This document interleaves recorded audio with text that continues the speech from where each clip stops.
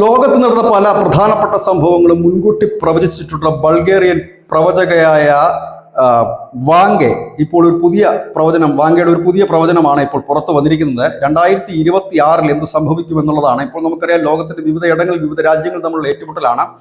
Israel ആകട്ടെ ഹമാസിന് നേരെയുള്ള ആക്രമണത്തിന്റെ ഒരു തോത് വർദ്ധിപ്പിച്ചു. ഇപ്പോൾ അത് വിവിധ രാജ്യങ്ങളാണ്, 6 രാജ്യങ്ങൾ ഉൾപ്പെടെ ഇപ്പോൾ ഇസ്രായേൽ ആക്രമണം നടത്തിക്കഴിഞ്ഞിരിക്കുന്നു. അങ്ങനെ ഒരു സാഹചര്യം നിൽക്കുന്നു. റഷ്യ ഉക്രൈൻ യുദ്ധം അവസാനിക്കാതെ മുൻപോട്ട് പോകുന്നു. കൂടുതൽ രാജ്യങ്ങളുടെ മുകളിലൂടെ റഷ്യ ആക്രമണോത്സുകമായി തന്നെ ജെറ്റുകളും ഡ്രോണുകളും പറത്തുന്നു.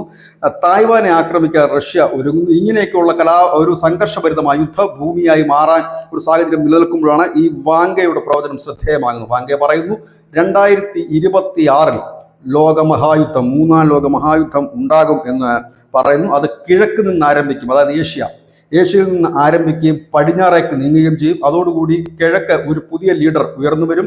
അത് വ്ളാഡിമിർ പുടിനാണ് എന്നാണ് പലരും പറയുന്നത്.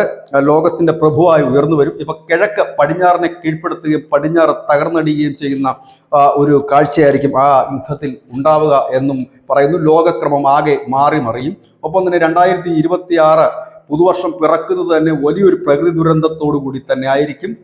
ഒപ്പം തന്നെ അന്യഗ്രഹ ജീവികൾ ഭൂമിയിലുള്ളവരുമായി സമ്പർക്കം 2026 പുലർത്തി തുടങ്ങും. ഒപ്പം തന്നെ സാങ്കേതിക വിദ്യ മനുഷ്യൻ കൂടുതലായി ഉപയോഗിക്കുകയും അത് മനുഷ്യന് തന്നെ വിനാശകരമായി മാറുകയും ചെയ്യും. AI ഉദ്ദേശിച്ചാണ് ഇത് പറഞ്ഞതെന്നും ചിലർ പറയുന്നു. ഏതായാലും വാങ്കയുടെ ഒരു പ്രവചനം ഈ അടുത്ത സമയത്ത് സത്യമായി മാറിയിരുന്നു. 2024 മ്യാൻമാറിലെ ഭൂകമ്പം വാങ്ക പ്രവചിച്ചിരുന്നു. അന്ധയായ ബൾഗേറിയൻ പ്രവചകയായ വാങ്ക ഇപ്പോഴില്ല. അവരുടെ പഴയ പ്രവചനങ്ങളാണ് ഇടയ്ക്കിടയ്ക്ക് പുതിയ റിപ്പോർട്ടുകളായി അല്ലെങ്കിൽ വൈറലായി മാറിക്കൊണ്ടിരിക്കുന്നത്. News desk Malayalam.